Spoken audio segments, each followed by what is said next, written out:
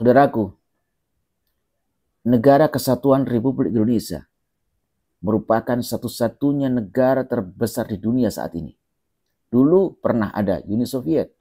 Pada akhirnya Uni Soviet bubar. Dulu Uni Soviet adalah negara terbesar dan terkuat di dunia.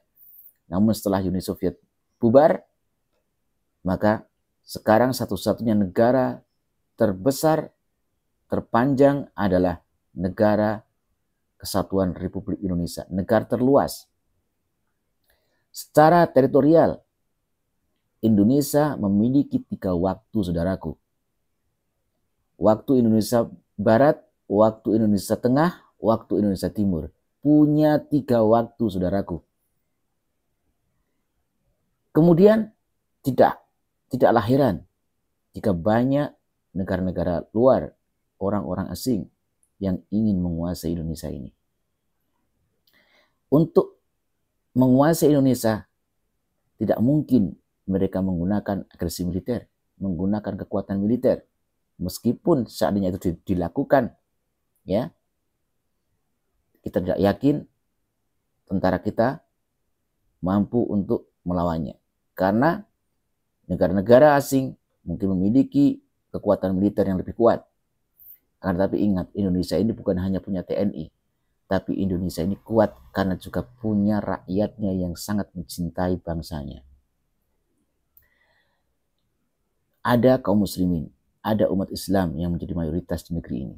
Dan sudah dibuktikan bahwa dulu saat pengusiran penjajah, umat Islam mayoritas ikut memperjuangkan kemerdekaan negara kesatuan Republik Indonesia. Dulu belum ada NKRI, dulu belum ada Indonesia. Indonesia lahir 1945. Negara Kesatuan Republik Indonesia merupakan negara kesatuan yang terdiri dari berbagai pulau, berbagai suku. Saudaraku, maka untuk menguasai Indonesia, caranya perlemah rakyatnya, perlemah kekuatan militernya. Dengan apa? Diadu domba. Ada 2 hijau, saudaraku, di Indonesia ini yang menjadi kekuatan ataupun benteng kekuatan negara kesatuan Republik Indonesia. Yang pertama adalah hijau TNI, yang kedua adalah hijau umat Islam. Insya Allah, saudaraku, selama 2 hijau ini masih kuat bersatu, maka tidak akan mudah negara kesatuan Republik Indonesia ini untuk dikuasai. Tapi jika 2 hijau ini sudah diadu domba, dipecah belah, dibenturkan, ya, maka lemahlah Indonesia. Maka saat ini yang bisa kita ketahui, bisa kita rasakan bagaimana musuh-musuh ingin menghancurkan Indonesia dengan cara apa? Sesama kaum muslimin diadu domba. Kiai sana diadu dengan kiai sini. Ulama sana diadu dengan ulama yang lainnya. Habaib ini diadu dengan habaib yang lain. Habaib diadu dengan ulama Nusantara. Ini adalah salah satu strategi untuk memperlemah kekuatan umat Islam. Ingat, sebelum terlambat, hati-hati saudaraku. Gerakan ini sudah muncul, sudah lama muncul. Cuman disadari atau tidak. Sebagian orang banyak yang sadar, tapi masih banyak orang yang belum menyadarinya. Bahkan saudaraku,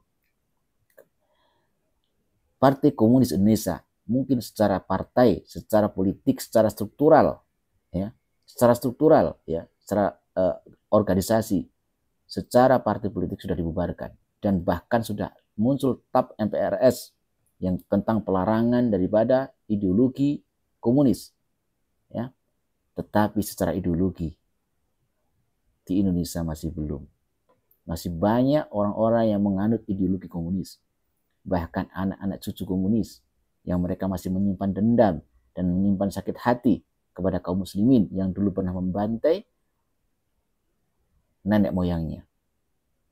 Saudaraku, maka hati-hati dengan gerakan-gerakan senyap yang dilakukan oleh PKI ataupun komunis yang masih ada di Indonesia ini. Saudaraku, apabila ada orang yang mencoba mengingatkan, maka dituduh sebagai ini hanya provokator, hanya mengada-ada. Mana mungkin PKI bangkit? Tidak mungkin PKI bangkit. PKI sudah final, PKI sudah hangus, PKI sudah hancur, PKI tidak mungkin bangkit Indonesia ini. Padahal secara gerakan sangat kelihatan sekali. Bahkan sekarang sudah mulai secara vulgar, secara terang-terangan. Ya, mulai banyaknya aliran-aliran sesat, munculnya penghinaan-penghinaan dan pelecehan-pelecehan terhadap Islam dan simbol-simbol agama. Sekarang sudah muncul kriminalisasi ulama, ulama yang tidak pro, ulama yang tidak bisa dibeli dan tidak bisa ditundukkan, maka dia akan diupayakan untuk cari-cari kesalahannya, dikriminalisasi. Ini fakta, saudaraku. Ini fakta. Apakah mungkin kita akan menunggu seperti kejadian tahun 46? Bagaimana seperti tahun 48? Bagaimana umat Islam dibantai? Pondok-pondok pesantren dibakar, kiai-kiai dibunuh. Kita sebagai umat Islam tentu saja tidak menginginkan itu terjadi. Kita rapatkan barisan kita, saudaraku. Kita rapatkan barisan kita. Kita persiapkan, kita siaga kekuatan kita. Kita jaga negara kesatuan Republik Indonesia ini. Kita jaga ulama-ulama kita. Kita jaga Islam. Kita jaga kaum muslimin. Kita jaga persatuan dan kesatuan sesama umat Islam. Jangan mau kita diadu domba, jangan mau kita dipecah belah. Dan ingat, kita harus hati-hati dan waspada tentang indikasi-indikasi kebangkitan komunis Indonesia.